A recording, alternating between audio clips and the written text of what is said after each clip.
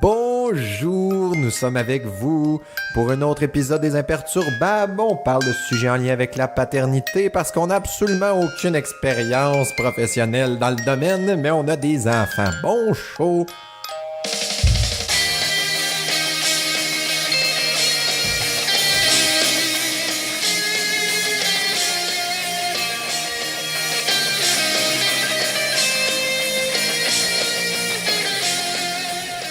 C'est un beau fade-out, hein. C'est vraiment beau. Mais t'as mis ta tablette dans le micro. Ouais, je suis rendu old school un peu. Ça va donner quelque chose de bon? Ah ouais, c'est ça que j'ai fait les 2 dernières semaines, man. On verra. J'aime ça dire 2 dernières semaines. On passe de 300 à 250, on saura pourquoi.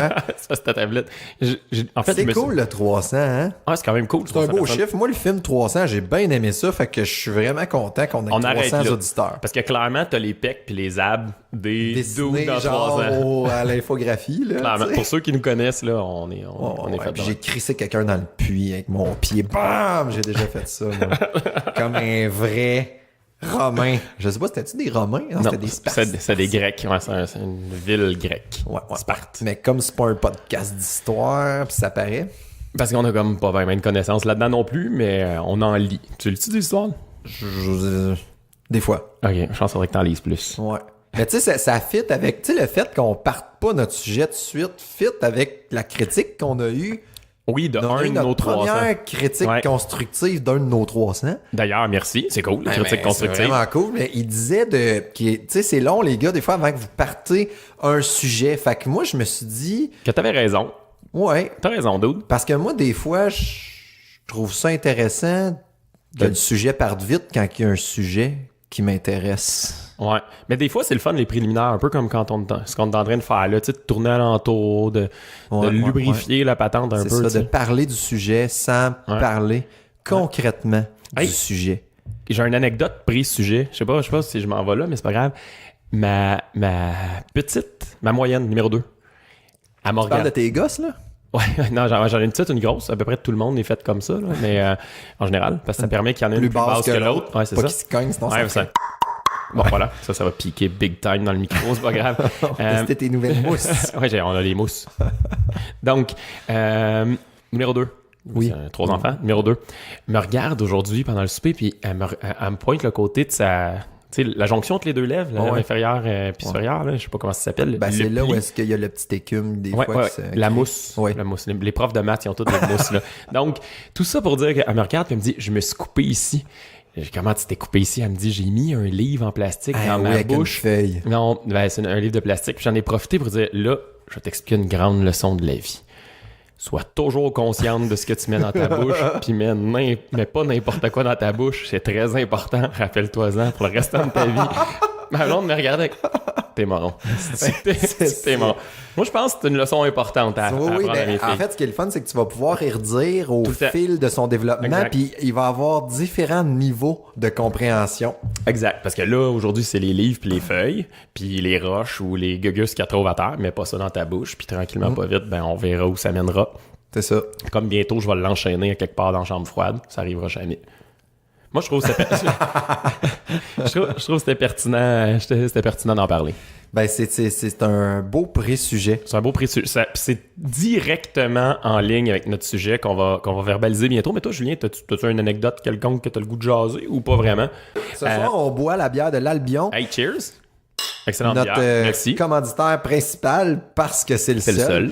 Puis, mais merci l'Albion de nous offrir cette bière-là qu'on consomme presque à chaque fois dans nos épisodes. Ouais. Et puis, on boit, c'est original, on boit l'Albion. De l'Albion, qui est une bitter. Mais personnellement, moi, j'aime pas tant ces bières bières-là, plus amères. Puis elle est vraiment bonne, elle coule bien. Oui, très bonne. Alors, puis il y a des événements, je veux juste les plugger rapidement, puis après ça, on rentre dans le sujet, mais il va y avoir, je pense, le 7e anniversaire de l'Albion ou le 8. Oui, c'est le 7e anniversaire de l'Albion, le 2 décembre, je pense. Ouais, puis il me semble que c'est dans ces coins-là. Il va y avoir en tout cas, allez vérifier sur leur page, mais il va y avoir comme une soirée avec un mets typique albionesque, voilà. Puis le 25, Kate Kuna, man. Ouais, Kate Kuna qui va être comme en show.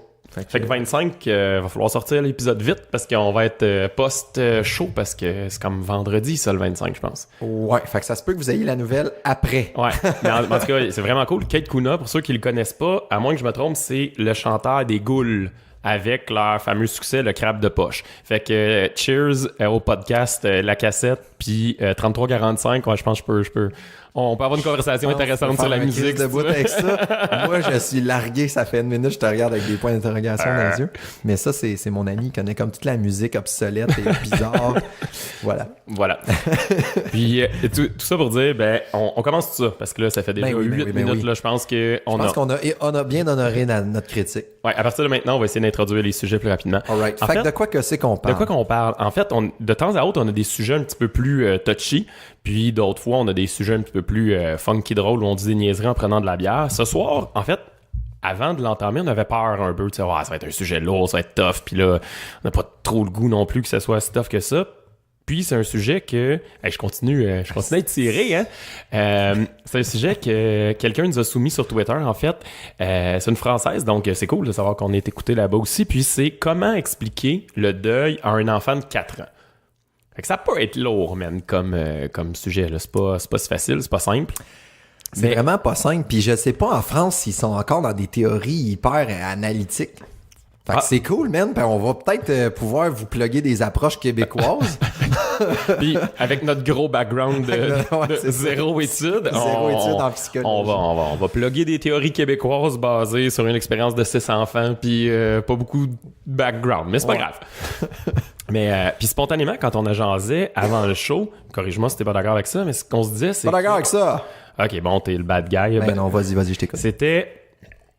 Tu sais, je pense que si on essaye d'expliquer le deuil de façon très brusque, genre grand-papa est mort, puis toi t'avais 4 ans, puis là faut que je te fasse passer au travers de ton processus de deuil, je pense que ça va être tough. Ouais. Tu sais, c'est abstrait là quand même. Fait que ce qu'on proposait, c'est hey les parents, nos enfants vivent des deuils, des petits deuils, des moyens deuils, des gros deuils, tout au long de leur vie, man. Mais dans le fond, c'est ça, je pense qu'il faut le définir, le deuil. Tu sais, parce qu'on pense tout de suite à justement ton grand-père est mort, puis... c'est donc bien triste, puis il catch pas trop, puis tout, ouais. Mais c'est pas ça, man. Peut-être que t'as perdu, genre...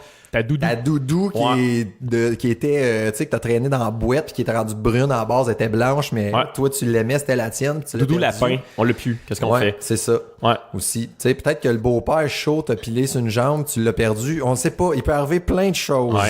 Puis là, c'est sûr qu'on aurait pu se documenter puis connaître les 7 étapes du deuil puis tout. Mais mettons qu'on y va un peu de mémoire parce que moi, j'ai écouté les Simpsons puis Homer, quand il mange du poisson faux bout, il sait qu'il va mourir puis il reçoit le petit formulaire des 7 étapes du deuil. Fait que moi, y aller avec mon expérience simpsonesque.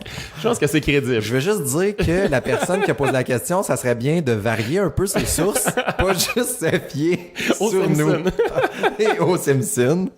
Donc, mais moi, je trouve ça vraiment intéressant comme sujet, pour vrai. Ouais. C'est important, tu sais. Puis c'est drôle parce que t'en parles parce que à un moment donné, j'ai accepté de garder le chat de mon ami Pascal, tu sais, mon ami Pascal qu'on a fait un podcast le show l'autre fois, ouais. Puis j'ai accepté de garder son chat parce que Pascal, elle a une maison ou un appartement juste... En fait, je sais pas pourquoi elle a un appartement, cette fille-là, parce qu'elle est jamais chez elle, tu sais, c'est drôle.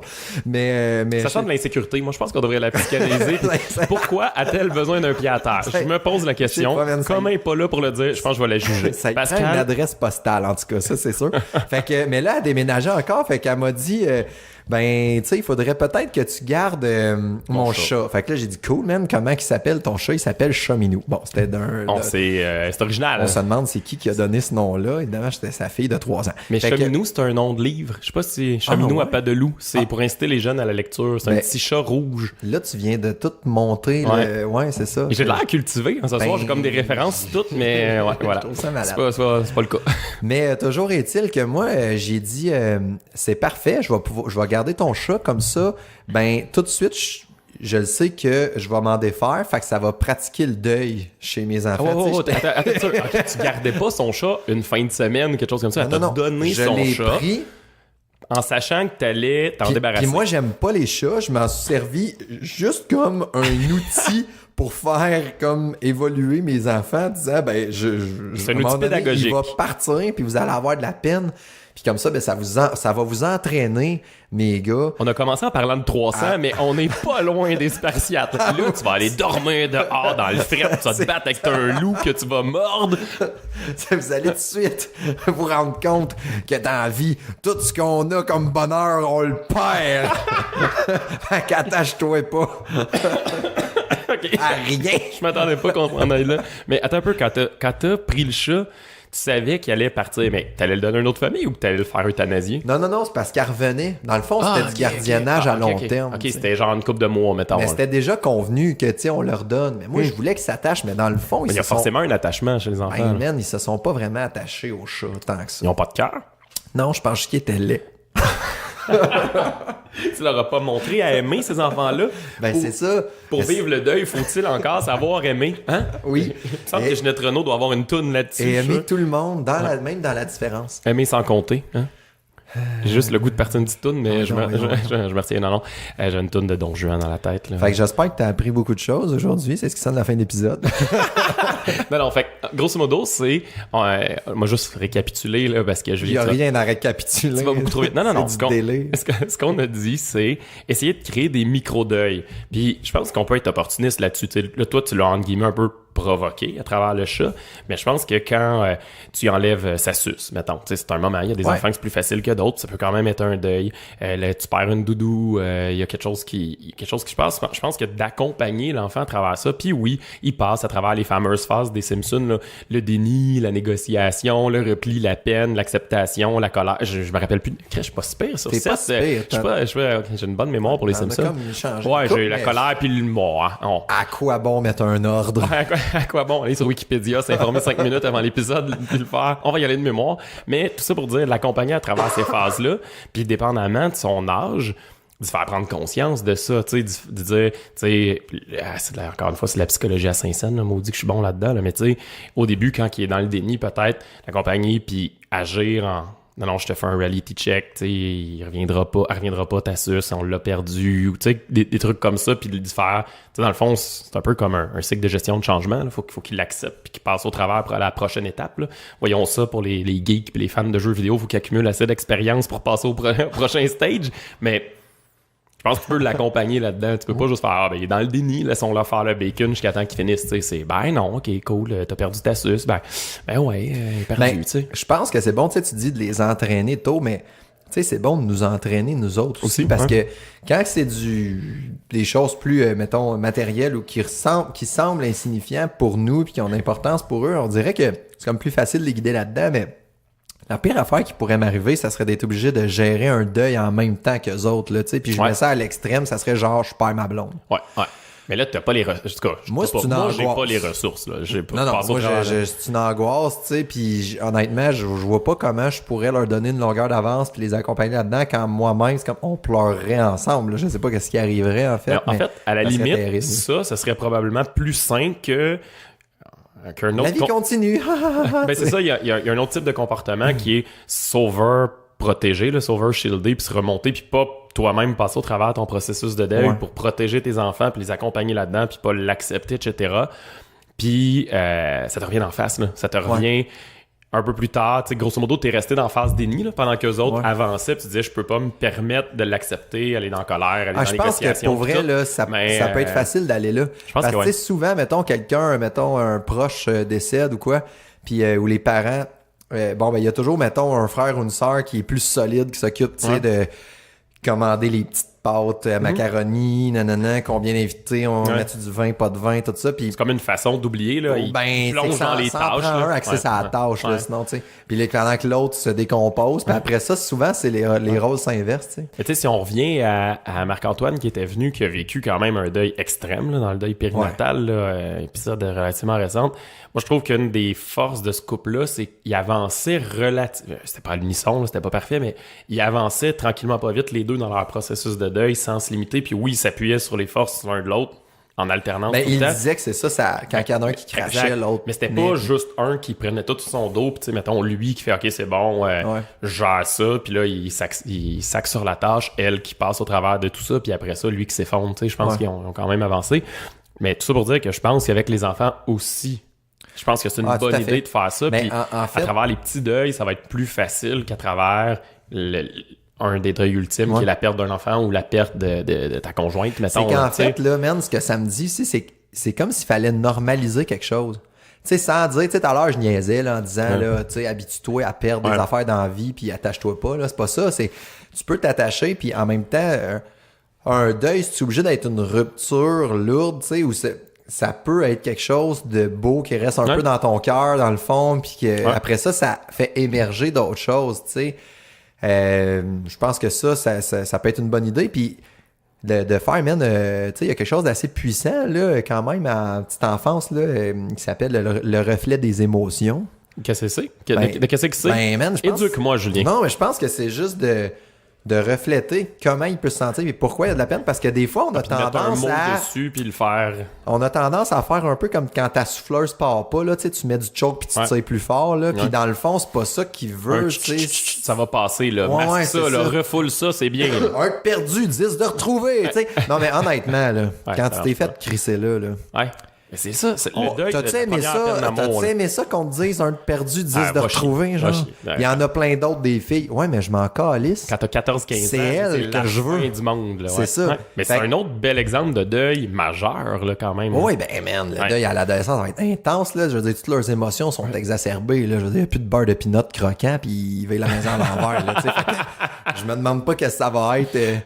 Fait que c'est ça, man. Je pense que c'est de l'accepter, de pas le nier, puis de pas faire, hey, tu sais, la tape dans le dos. La vie continue. Bon, et t'es pas Ned Flanders, tu sais. Non, non, c'est ça. Hey, c'est bon les Simpsons. Je pense qu'on va plugger les Simpsons. Puis c'est drôle parce que j'avais pas pensé pendant tout là, les peines d'amour, des trucs comme ça qui sont des deuils quand même assez intenses. Puis dans notre entourage, tu sais, on a des amis avec des enfants un peu plus vieux. Fait qu'ils vivent ça, tu sais, quand ils ont des enfants de 15, 16, 17 ans. Puis des fois, c'est des relations assez long terme. Puis toi, en tant que parent, t'es devenu ami avec le conjoint ou la conjointe de ton enfant. Tu sais, je veux dire, s'il était dans ton entourage pendant 1 an ou 2, c'est presque devenu ton enfant, là. Tu sais, t'as une relation de proximité avec, une relation de confiance aussi, tu sais. C'est devenu quelqu'un d'important dans la famille. Puis là, il disparaît du jour au lendemain. Fait que tu dois toi-même vivre ce deuil-là, qui est moins grand, visiblement, que celui de ton enfant. Mais après ça, gérer ça quand tu vois ton enfant en peine profonde, parce que grand-papa, quand il a 4 ans, qui meurt, c'est triste. Mais je pense pas que ton enfant s'effondre puis se décompose. Mais à l'adolescence, perdre sa blonde à 15 ans, mettons, que ça fait 1 an qu'il sort avec, man, c'est la catastrophe. Ta vie est finie. Là. Exact. Non, mais pour vrai, ça peut aller proche des tendances suicidaires, ça peut aller proche de la dépression. Là, pour vrai, ça peut aller quand même jusque-là. Ouais. Fait que je pense qu'en l'accompagnant, tu peux être tu peux être un phare, tu peux être une ressource là-dedans, puis un moment donné, reconnaître tes limitations, là, faire écoute, là, je suis pas un expert en gestion des cas dépressifs ou suicidaires, puis aller chercher de l'aide extérieure, là, faire OK, regarde, on appelle tel jeune, on appelle SOS suicide, ou on va chercher ailleurs parce que en tant que parent, je suis dépassé, puis lui-ci, tu sais. Moi, je me rappelle, ma blonde, elle me parlait de ça, comment sa mère la supportait. Puis je disais, fais pas ça, t'es rien sans moi de toute façon, comment tu vas élever tes enfants. Bref, je faisais de la violence psychologique, ça marche vraiment bien. Ça a bien marché. Ouais, essayez ça. Ben non, c'est pas vrai. C'est des blagues, hein. On peut vraiment passer d'un propos relativement intelligent à complètement moron en dedans de 3 minutes. C'est ta faute!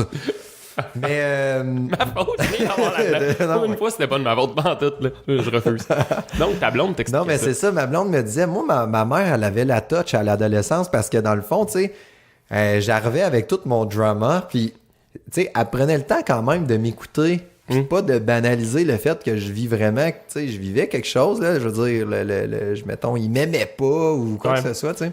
En fait, je pense que... Mais en même temps, man, elle te l'encadrait, tu sais, c'est comme un moment donné, c'est bon, c'est beau, tu sais, on se reconstruit, puis la vie continue. Je pense que c'est ça, là, je pense qu'il faut pas non plus jouer José Lito Michaud comme pendant 4 heures d'affilée. Pour notre auditrice française, José Lito Michaud, c'est un animateur québécois qui prend une vedette. Il fait une entrevue one-to-one avec cette personne-là, puis essentiellement, finissent les deux par pleurer parce qu'ils ont donc bien vécu quelque chose de grave et dramatique. Target, là, il essaye de la faire brailler.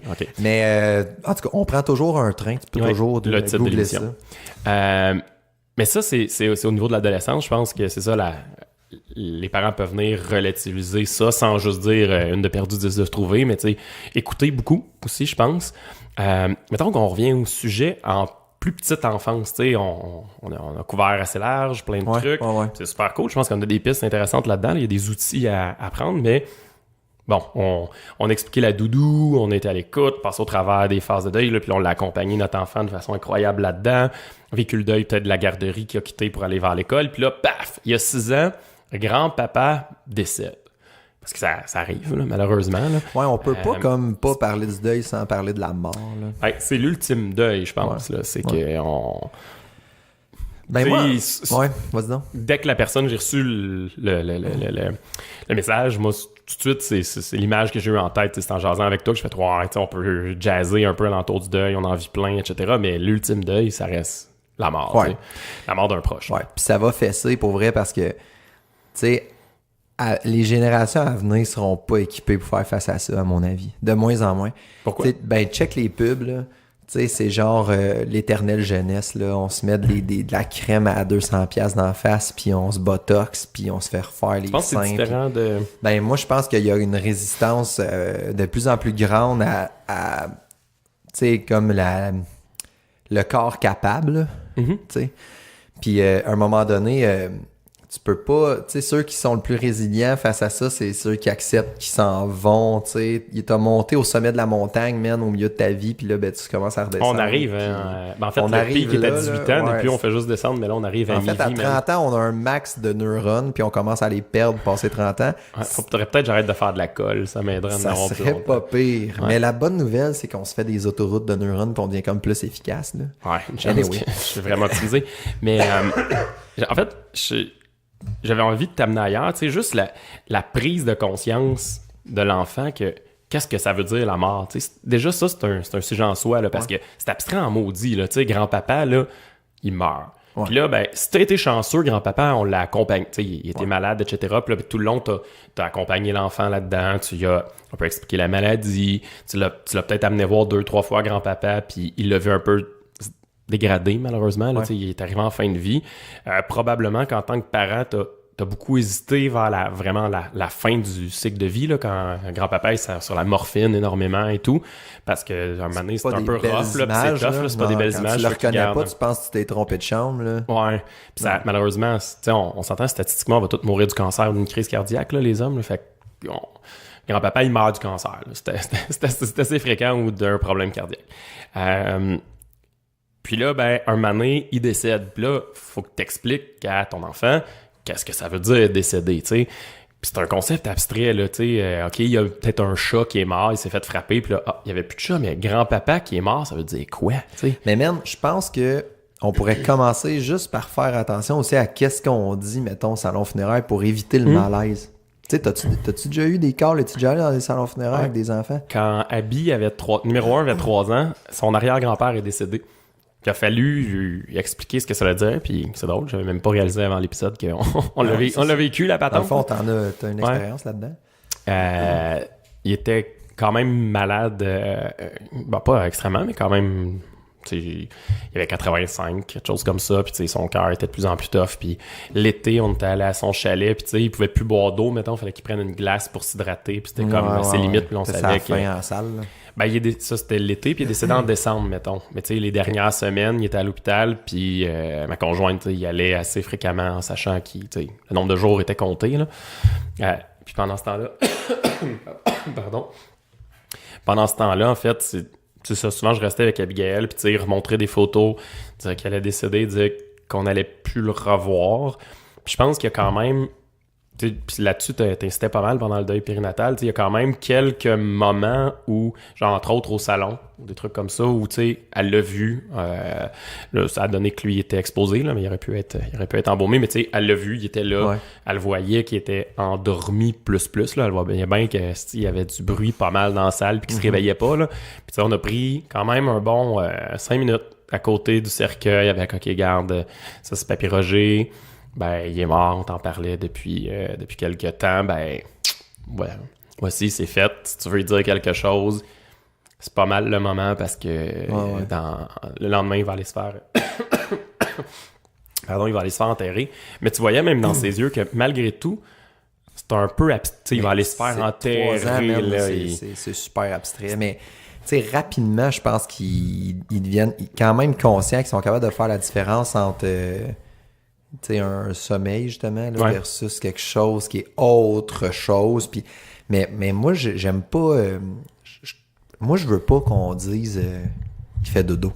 Non, mais c'est à Katchek qui faisait pas dodo, tu sais. Mais on entend souvent ça dans les salons funéraires, puis tu sais, c'est pas mal intentionné. Dans le fond, c'est un peu, moi, je pense, pour éviter le malaise, puis dédramatiser, parce que, tu sais, il y a d'autres mondes aussi, puis tout ça, puis bon. Mais en même temps, tu sais, je pense que plus que tu dis les bons mots, puis la vraie affaire, ben plus que lui est capable de, enfin, être capable de se faire une représentation de ça qui est la vraie. Puis on le normalise, tu sais, en même temps, c'est que si on dit « fais dodo, tu t'inquiètes pas », ben c'est drôle, c'est comme s'il fallait se méfier de la mort, tu sais. Ouais, puis en même temps, l'enfant... J'aimerais ça qu'on la considère, la mort, comme vraiment un passage, tu sais, comme quelque chose qui fait partie de la vie. On va tous mourir, là. Puis tu sais, juste faire du pouce sur ce que tu disais, moi, il était plus vieux un peu, par exemple, là, tu sais, c'était numéro 2, puis ça fait peut-être 1 an, mais tu sais, déjà, il était à 4 et demi, mettons. Puis, je lisais un livre sur... parce que, soit dit en passant, dans les moyens, là, je recommande fortement un appui littéraire. Tu sais, il y a tellement de beaux écrits là-dessus, avec même des notes en bas de page, tu sais, puis un mot du psychologue qui l'a écrit en disant « Voici comment lire ce livre à votre enfant. » Tu sais, fait que, comme gênez-vous pas, là, tu sais. Ouais. Mais... c'est un accompagnement comme un nouvel enfant qui arrive, comme n'importe quoi. Ouais. Tu sais, on venait de lire le livre pis tout ça, puis en même temps, il posait des questions fascinantes, genre où est-ce qu'il s'en va, pis tout ça. Puis, fait que tu sais, déjà, c'est pas moi, tu sais, qui a trop inculqué ça. J'ai pas un discours spirituel tant que c'est chez nous, fait que je trouvais ça spécial. Puis naturellement, il a dit, c'est comme si son corps restait, mais lui, il est parti ailleurs, tu sais. Puis il est peut-être dans notre cœur. Puis écoute, ça a tout sorti de lui. Je mettais pas les mots dans la bouche. C'est probablement venu de chez nous. Parce que tu vois, c'est drôle de chez vous parce que nous, on est probablement beaucoup plus athées que vous. Puis on a eu ma petite fille, suite à ça, a eu des discussions avec les enfants de l'ami mormon de Caro. Okay. Qui pour eux, la religion est vraiment plus présente. Puis pour, tu sais, l'autre enfant disait « Mon grand-papa, il vit au paradis, puis patati patata. » Là, toi, t'es quelque part un peu plus abstrait, là. Tu sais, il vit dans nos cœurs, il est présent, etc. Puis ma petite fille, c'était « Non, il est mort. Il est dit « Game over. » Il est disparu. Puis ces questions-là, on n'a pas... En fait, elle n'a même pas posé les questions. Tu sais, il est mort, il est allé dans la terre. C'est ça. Il n'y a pas eu de... Il n'y a pas eu de... Il n'y a pas de... Non, mais peut-être qu'il a pris ça... En fait, sûrement qu'il y a, je veux dire, pas juste moi, là, la société fait que, quelque chose comme ça, hein? Mais je trouvais ça quand même fascinant parce que je voyais quand la réflexion se faisait en même temps qu'il parlait. Tu sais, je me disais, il y a peut-être quelque chose aussi chez l'être humain, tu sais, dans le fond, qui a besoin de mettre une espèce de métaphore là-dessus, de mettre une image, donner un sens, tu sais, puis ça, même en bas âge. En fait, qu'il existe, qu'il y ait une vie après la mort ou pas, puis ça, on peut en débattre longtemps, là, c'est pas l'essence du podcast. Je pense que ça fait du bien à l'humain de croire qu'on vit encore ailleurs ou que l'autre personne vit encore.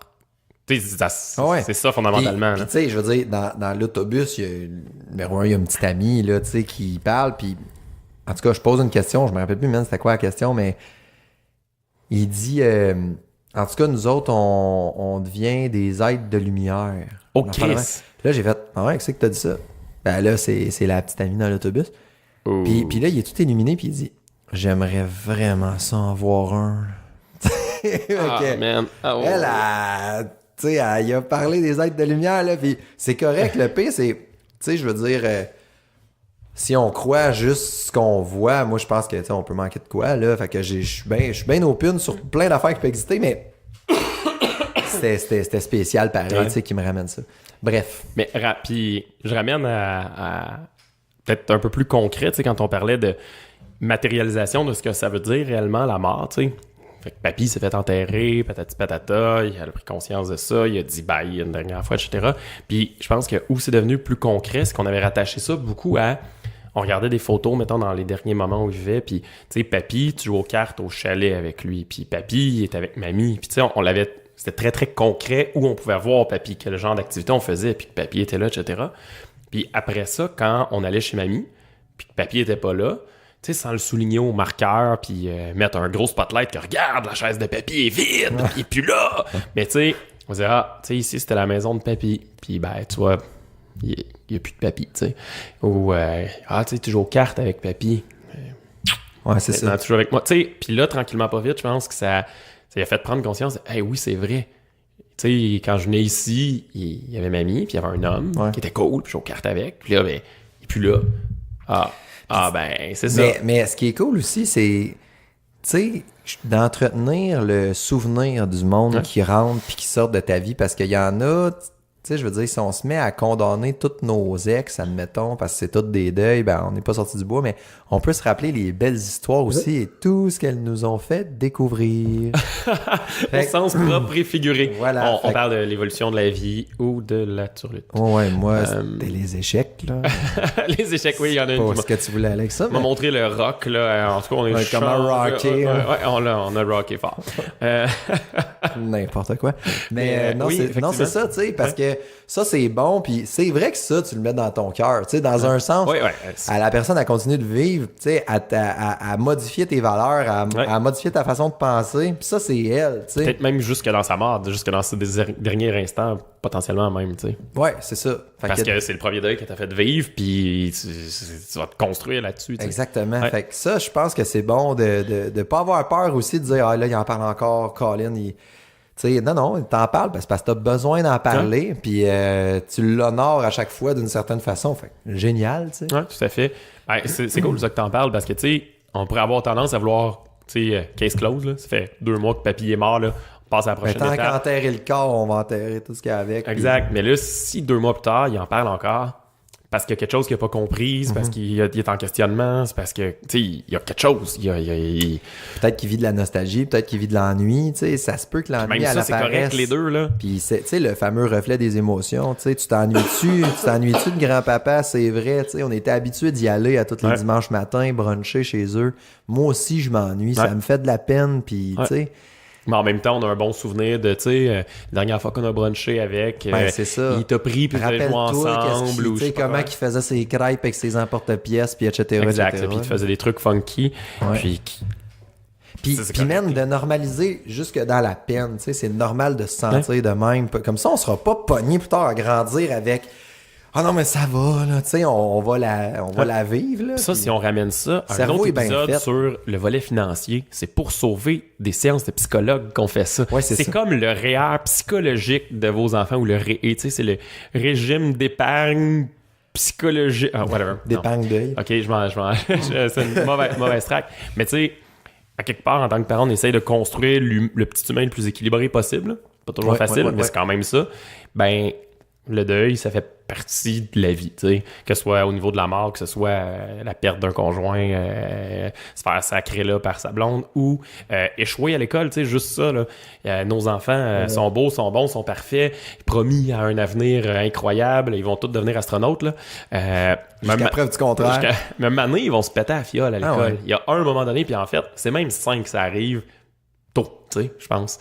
Ben c'est quand même un deuil, là. Tu sais, la petite fille qui a toujours eu des A, là, puis là, il y a toujours des petits collants dans son cahier, puis paf, elle arrive, puis elle s'est cassée les dents un examen, là, puis elle s'est vraiment... Cool! Qu'est-ce que t'as appris? Puis, tu veux-tu que je jette un pavé dans la mort? Vas-y. Tu sais, le deuil d'une séparation, le deuil de ne plus avoir ses parents en même temps, admettons, tout ça. Tu sais, ça... On va chercher Jeff, qui est juste à côté, on l'amène, on l'assoit là. Jeff! Non, mais ça c'est spécial aussi parce que il faut que tu sois capable comme de préserver encore ça, tu sais, l'espèce de couple parental, puis de dire ben c'est ça, man, de dire ouais, tu t'ennuies de cette situation-là, ben moi aussi, des fois je m'ennuie de cette situation-là, puis c'est correct que des fois t'as de la peine, puis en même temps, regarde, on va faire d'autres choses ensemble, puis ça va être différent chez maman, puis mais de l'accompagner là-dedans, puis sans backstabber l'autre, tu sais, c'est tout un défi, là. Mais tu sais, de reconnaître l'ennui du volet nostalgique, là, du passé, parce qu'il y a des trucs de bien dans le passé quand même, puis de l'amener vers, tu sais...